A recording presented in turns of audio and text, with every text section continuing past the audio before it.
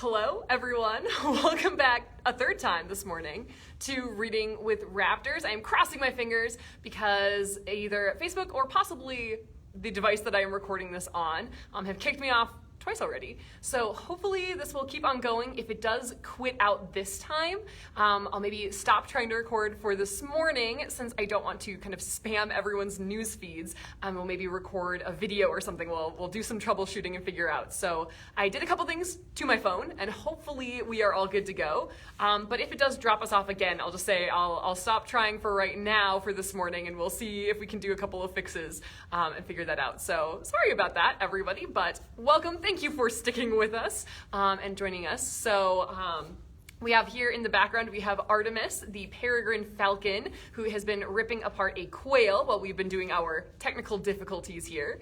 So she's working on that, so you can see the big mess of feathers. We have a water pan up here. Hopefully she will come and use for either drinking some water, cleaning off, maybe taking a bath. And then today we are going to read a book called Feathers, subtitled A Beautiful Look at a Bird's Most Unique Feature. This is by a local author, Stan Tekiela. And so this is a book that we have had in our gift store, so I've been keeping an eye on for a while, and I'm finally deciding to read, since it's a little bit different than the usual books, where I really enjoy a lot of artwork. This is a lot of excellent pictures. So let's get started here and see if our technology is deciding to cooperate for now, which hopefully it is. So right away at the inside here, we have these beautiful close-up feathers from several different species of birds and some really different kinds of birds. We have an owl, a snowy owl, we have a downy woodpecker, a black-capped chickadee. Here we have a eastern bluebird, bald eagle, a blue jay, a Baltimore oriole, and a northern cardinal. So we have all these different kinds of feathers. These are the kind of photographs that we're going to see throughout this. As I was saying in the first part that we tried to post, we'll probably come back to this one several times. You can see it's a pretty big book, but it has a lot of really great pictures and information. So we'll do a little bit of it today, and then maybe over the next month or two, we'll come back and do some other parts too. So I guess stay tuned for multiple parts of Feathers. So we'll get started here.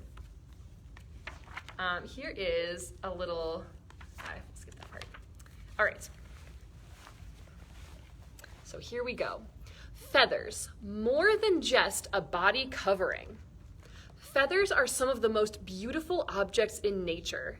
Who hasn't stopped to pick up an errant feather on the ground? Twirling it slowly with your fingertips, you can appreciate the incredible engineering combined with absolute beauty. Feathers help birds keep cool on hot summer days, warm on cold winter nights, and they protect birds from harmful ultraviolet light from the sun. Birds use their feathers to attract mates during breeding season. Feathers also help to conceal nesting birds that are incubating precious eggs. And let's not forget that feathers give birds the ultimate freedom, flight. So this is a close-up of a feather from a blue jay. You can see that little bit of blue coloring here on the front edge.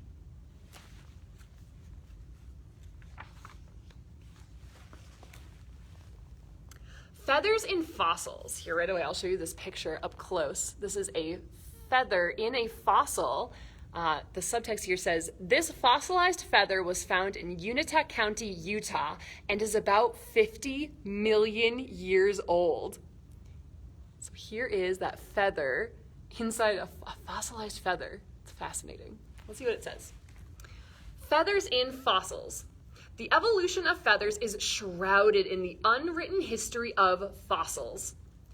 Feathers are strong, but not strong enough to last throughout time. Fossilized feathers are few and far between.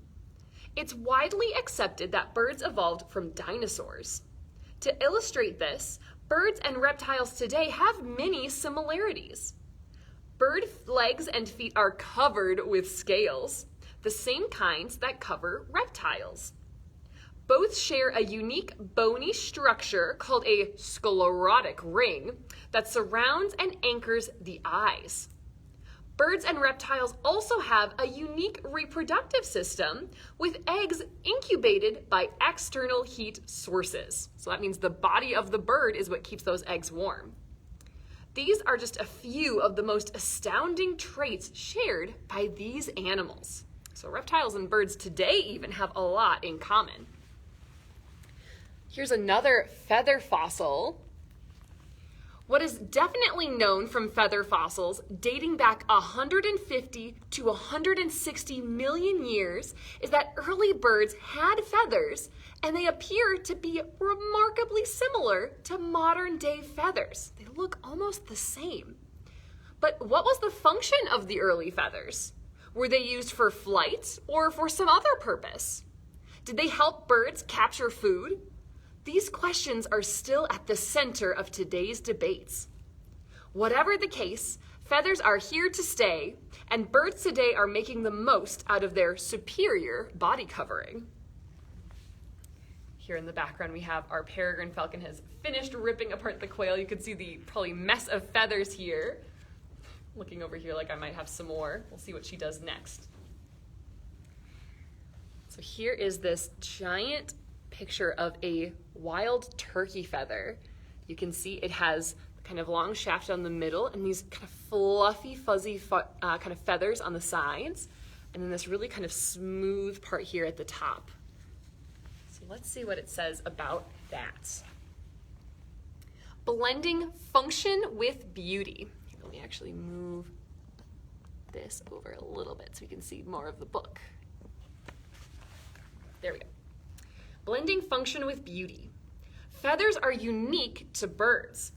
It could be argued that feathers have made birds one of the most successful animal groups on the planet.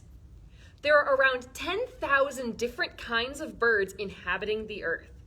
That is more than twice the number of mammal species.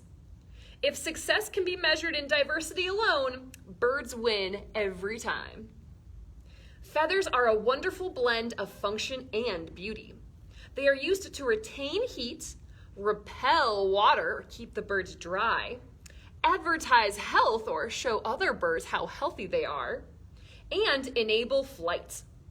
Feathers can be as tiny as the warm, downy feather of a hummingbird, or as large and flamboyant as a turkey's tail feather. Feathers make flight possible for nearly all birds. They are lightweight yet incredibly strong and durable. Definitely want to make sure we see her. They are strong and durable. It is crucial that they hold up against the wind while remaining organized and functional at all times on the body. Down here on the bottom of the screen, you can see our peregrine falcon is taking some drinks of water. Oh, we're just gonna go in, excellent. So she's gonna clean off her feet, clean off her beak. You can actually see her. This is how birds drink water. They're not able to kind of suck in water like we are as mammals. We're able to use our cheeks and our tongues to slurp in water. Birds can't really do that because they have those hard beaks. So what she's doing is she's kind of dunking her beak in, getting some water into her mouth, and then she tilts her head up to actually drink that water. So you can see her kind of swallowing it down. So the kind of swallowing motion is she kind of uses her tongue to kind of help guide that water down to her stomach. So they have to drink a little bit differently than how we do. So we'll see if she keeps drinking water, if she takes a little bit of a bath or what. She has great timing. Look at this. I'm gonna cover up the screen for just a moment, but I wanna show you this beautiful picture. These are water droplets beating on feathers. So you can see how water can go onto feathers and stay in these nice little droplets from the waterproofing of those feathers. So while our peregrine falcon is in the bath here, let's read a little bit about that waterproofing. Some people haven't considered just how well feathers protect birds in water. There are many types of birds that live on or under the water surface for most of their lives. Loons, grebes, ducks, geese, and shorebirds are great examples. These birds have contact with water year-round, and their feathers keep them warm and dry. Feathers also repel water, allowing birds to dry quickly. More importantly, birds can shake off water in an instant to fly away at a moment's notice. Moreover, it is not natural oil that makes feathers waterproof. You can wash all the oil off a feather with an acid solution and the feather will still shed water. It is the structure of the feather that allows water to just roll off a duck's back. The oil is believed to help lubricate feathers and reduce friction between individual feathers, extending the life of them. So here in this picture, I'll cover the screen up for just a moment again, but here in this picture you can see these are some pretty kind of dry feathers with little droplets of water on them. You can see kind of all the lines coming out here. You can actually see the water almost magnifies the lines on these feathers. These are called the barbs and the barbules of the feather itself. So the actual interlocking structure of the feathers helps to keep them pretty waterproof. And then the oils that a lot of birds make can help their feathers stay really nice and conditioned and clean. Keep watching her drinking some water. I think what I'll do, here's another section. Okay, we'll read a little bit more about the structure of these feathers, and then I want to talk a little bit about those raptor feathers. So here's a big picture that I really enjoyed. I'll try to hold it up here so you can still see her. There we go. So here is a picture of a feather. This is from an eastern bluebird, and you can see all the different parts of the feather. So there's this really long, this is called the shaft of the feather. And then, so down here, we call this the calamus, or what you might think of as if you've ever seen a quill or somebody trying to write with a feather like a pen. This is this big hollow part that people would kind of put that ink into.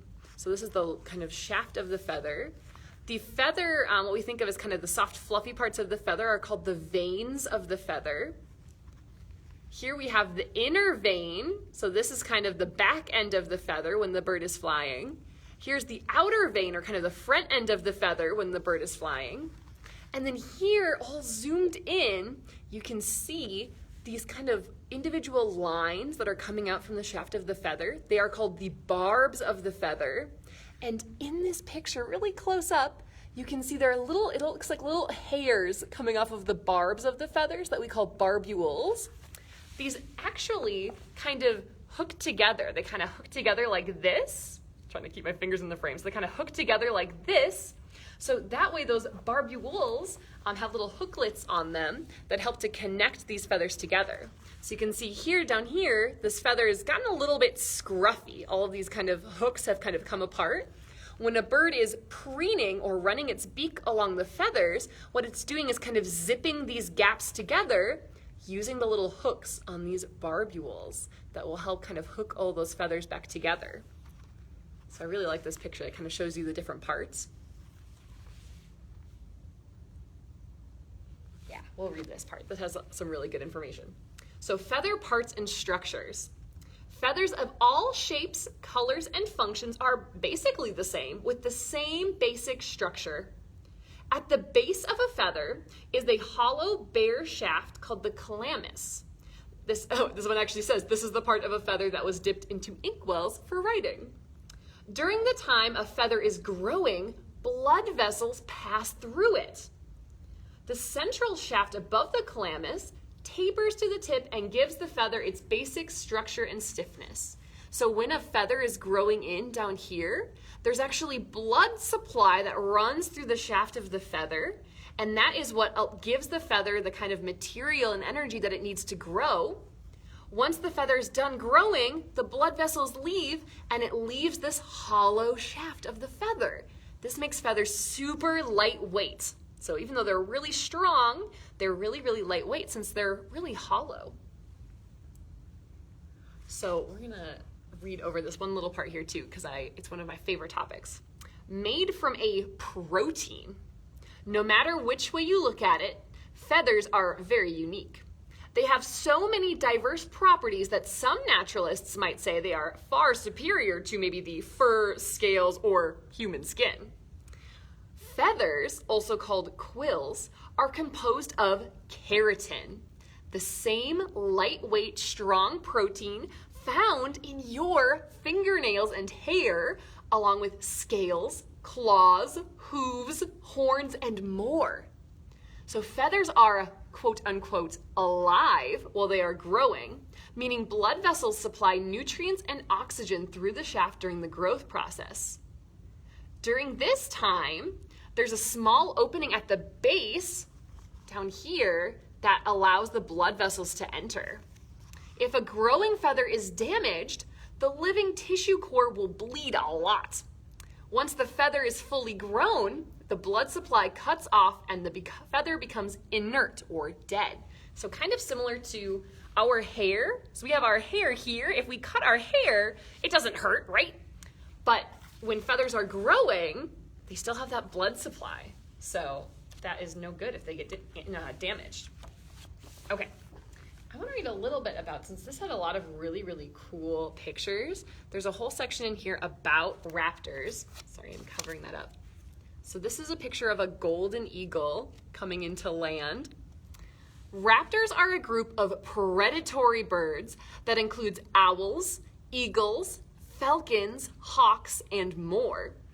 They range in size from the tiny elf owl at a petite 5 to 6 inches to the huge golden eagle, which stands about 3 feet tall. All raptors have powerful feet to help them catch and kill prey.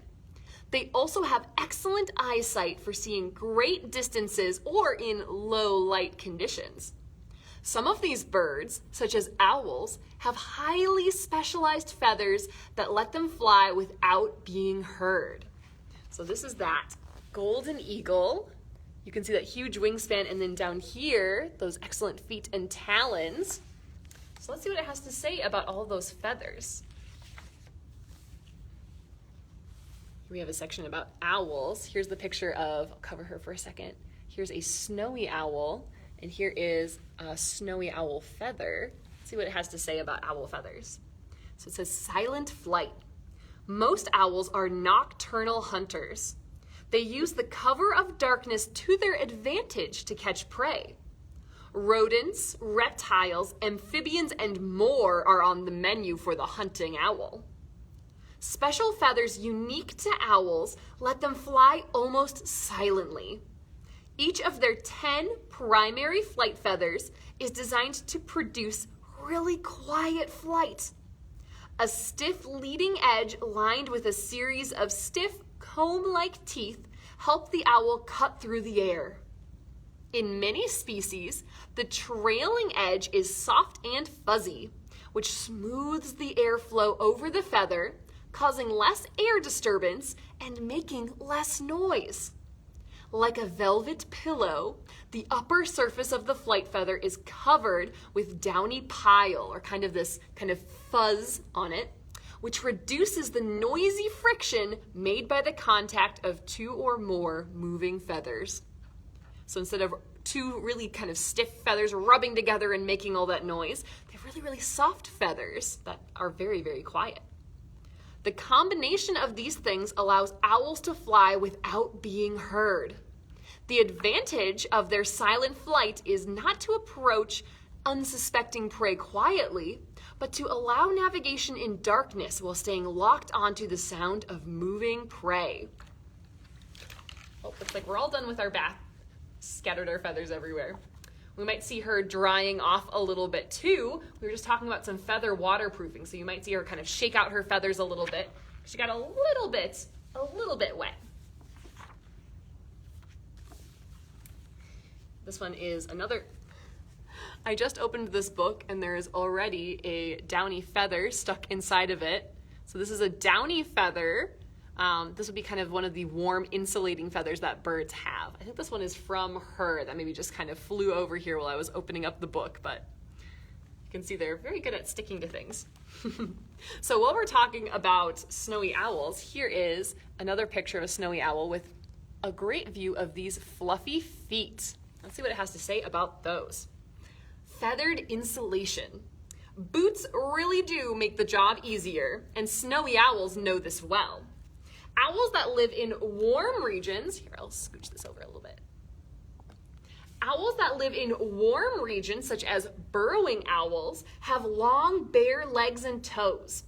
Snowy owls, however, which live in some of the harshest environments on the planet, have long feathers covering their legs and feet, giving them the perfect warm work boots for the job. They often stand on ice and snowy ground and need the extra help to retain heat or keep their feet warm. While other raptors tuck their feet into their belly feathers to keep cozy in cold weather, snowy owls don't have to do this as much. Their feathered feet do the trick to keep them warm.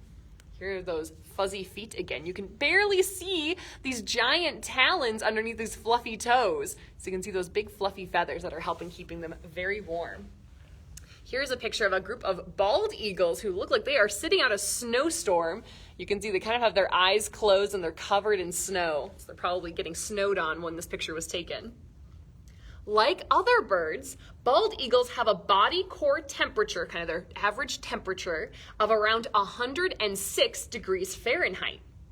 However, it's just a few inches from the inside of these birds to the outside air. During a cold Alaskan winter, I, or the author of the book, was photographing bald eagles when I noticed snow building up on their heads and shoulders. It didn't seem to bother the birds, and the snow clearly wasn't melting, demonstrating the great insulating qualities of their feathers. So even though just underneath these feathers, this bald eagle is 106 degrees Fahrenheit, it has snow on top of it that's not melting, so it's staying below freezing on the surface of the feathers, but underneath the feathers, it's staying nice and toasty warm. So that is how these birds are able to stay warm. Those feathers insulating are really helpful. I'm giggling because this is a great little subtitle for this section.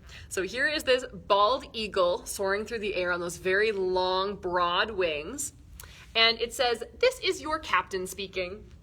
Bald eagles are large birds and have more feathers than most other species. Their feathers allow them to fly to tremendous heights, often higher than 20,000 feet. Their extra long and wide flight feathers help them to maintain the altitude or the height, but the air is thin and flight is a challenge. It's also extremely cold up that high. The extra feathers keep the eagles warm and comfortable, so sit back, relax, and enjoy the flight." There's that bald eagle with those big long wings again. Here it also says, "Feathers as a life jacket." Feathers are inherently hollow. They have that kind of big hollow area we were talking about earlier.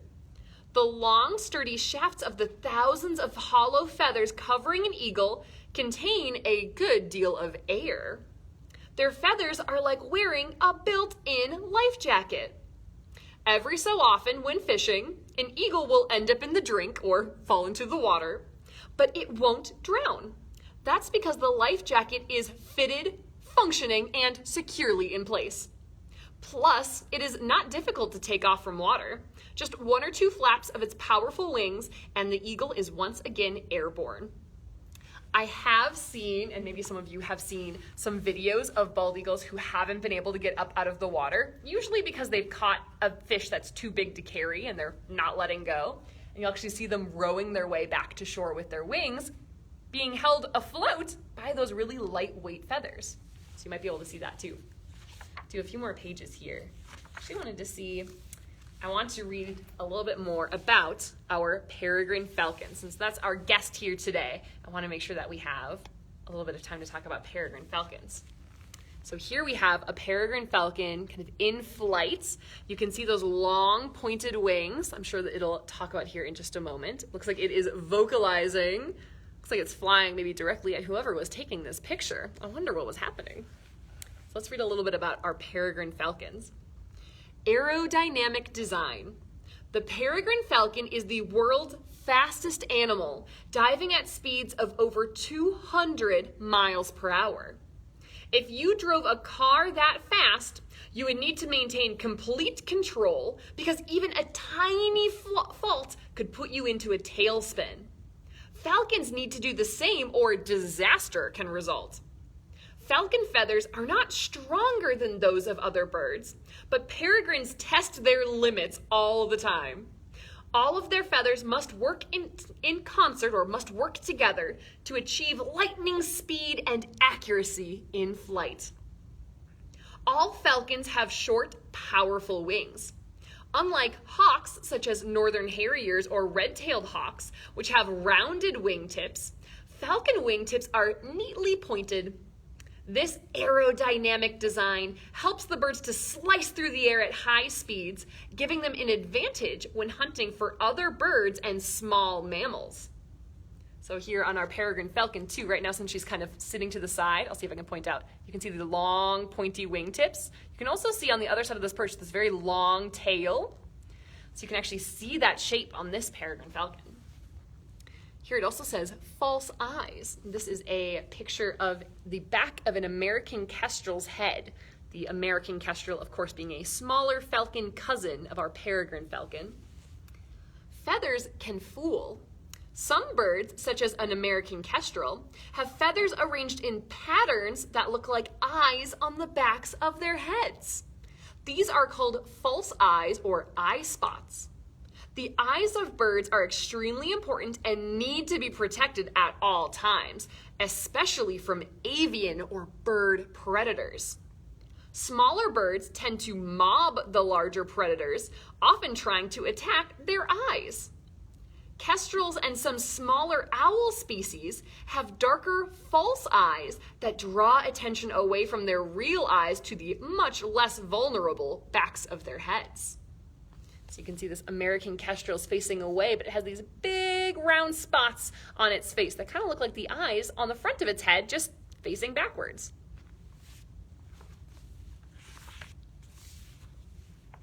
This section is about game birds.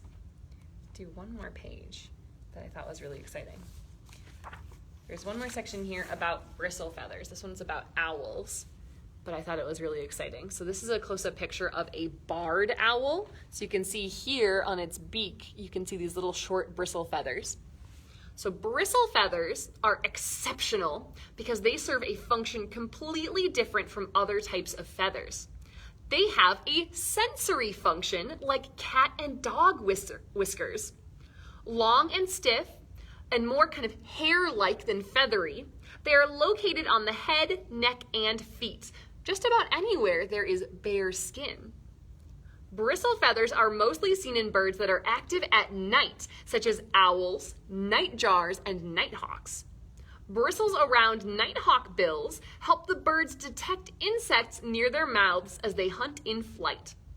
Most woodpecker species have collections of bristle feathers around the base of their bills. These densely packed feathers cover the nostrils and act as a bristly filter, keeping out sawdust when the bird is excavating a cavity or pecking at the tree. Stiff bristle feathers around, oh yeah, here it says kind of the same thing. Stiff bristle feathers around the bill act like whiskers on cats and dogs, allowing birds to feel things too close up to see. So while our Peregrine Falcon here can kind of see things that are right in front of her, sometimes that's kind of tricky for owls, either because it's too dark or because it's kind of difficult with their big eyes to see things right up close. So those short bristly feathers around their beaks help them to actually feel where their food is. So this has been a few sections from, kind of jumped around a little bit, but this was a few sections from the book Feathers by Stan Tekiela. So we'll come back and read a few other sections of this, I think, in the future at some point, but I thought it was a really cool example of all these different, I'll show you the pictures on the back too. You can see some zoomed in pictures of these feathers. You can see that really intense structure that they have. There's so many different kinds of feathers that different birds have. So this one has a lot of really cool pointers in it. I'm going to scroll back through the chat and see if there were any questions or anything that came up while we were reading. I know I'm moving my hands, so we're wondering if we're looking for some food. Some people who peregrines are some of their favorite birds, which is an excellent choice. Again, they are the fastest animals in the entire world, able to dive at over 200 miles an hour because they are chasing down, of course, other birds in midair. So they're usually flying up high, using those really long, pointy wings to kind of tuck in and dive down. So it's during that dive that they can go that over 200 miles per hour. So they can get those really incredible speeds. So this particular Peregrine Falcon, she's about 20 years old this year. So she's been with us here at the Raptor Center for quite a while. She was actually originally a bird used for a sport of falconry, or when people can actually work with and train a raptor to hunt with them. So originally she was actually raised by her parents, but in captivity, so kind of close by people. And because of kind of the permitting involved, was not able to be released afterwards. So she was a bird intentionally raised for falconry. That was kind of going to be her job, was going out and hunting other animals.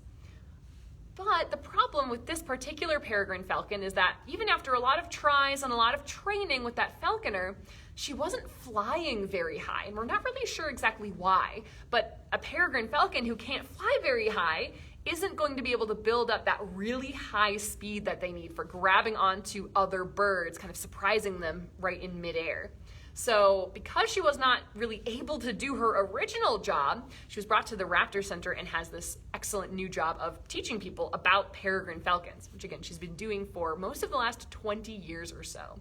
So this bird has probably appeared in a lot of our other videos and things, since she has definitely been a major program bird with us for quite a long time. If you are interested in learning more about the other birds that live with us, or more about Artemis, the peregrine falcon, you can check out our website. We're at theraptorcenter.org. I actually posted a link in the description of this video and the other two that we tried earlier, where you can actually sponsor one of the types of birds that we have here at the Raptor Center, of our permanent resident education birds who are not released out to the wild, but are our education ambassadors for teaching people about their species. So you can help support them by checking out the link kind of in the description of this video. We also, if you check out our website, we also have some great gift store links and a lot of other online programs if you are still maybe searching for any last minute wintertime gifts. Definitely can check those out or see what else we are up to here at the Raptor Center. Otherwise, thank you all again so much for sticking with us with some technical difficulties today, and we will hopefully see you all next week for more Reading with Raptors. Have a great rest of your day, everyone.